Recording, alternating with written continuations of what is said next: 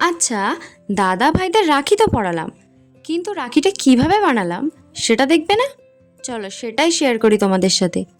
প্রথমে moulded clay নিয়ে নিয়েছি, সেটা দিয়ে পুরো কাজটাকে করেছি। ছোট ছোট গোল করে সেটাকে রাউন্ড করে আবার গোল দিয়ে লাগিয়ে সবকটা গোল এরকমভাবে কমপ্লিট করেছি। এরপর ছোট ছোট কড়ি তৈরি করেছি অনেকগুলো। সেই ছোট্ট ছোট কড়িগুলোকে ওই গোলগুলোর মধ্যে আঠা দিয়ে বসানো হয়েছে। সবকটাকে এরকমভাবে করলাম। করার পরে পুরো সবকটা রাখিকে প্রাইমার কালার করেছি। প্রাইমার কালারটা শুকিয়ে যাওয়ার পর এর ওপর যেই কালারটা ইউজ করতে পারো, আমি সবকটাতে একই রকম কালার রেখেছি, কারণ আমি জানি যদি আলাদা আলাদা করি ভাই বলবে না আমি এটা পরবো না, ওটা পরবো, সেটা পরবো, এরকম করতে থাকবে। তার জন্যই সবকটা কালার আমি সেম রেখেছি, তাহলে তো আর বলতে পারবে না। আমার এটা পছন্দ হলো, তাই জন্যই এটা। এরপর কিছু ধান অ্যাড করেছি, ধানগুলোকে আঠা দিয়ে সাইডে লাগিয়ে রেখেছি। এইবার পালা নাম লেখার, কোনটা কার রাখি।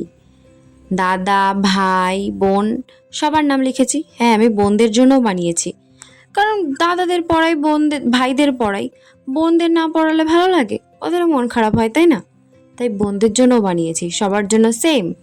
এরপর দুপাশে সুতো বেঁধে দিয়েছি এবং সুতোর লাস্টে শেষ প্রান্তে আঠা দিয়ে মুখটাকে লাগিয়ে শক্ত করে নিয়েছি, যাতে ওর ভিতর দিয়ে পুঁথি ভরতে পারি।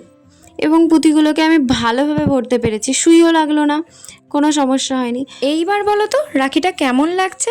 সবকটা রাখি আমি একই রকম করেছি। তোমাদের ভালো লাগলে কমেন্টে বলে যেও। টাটা।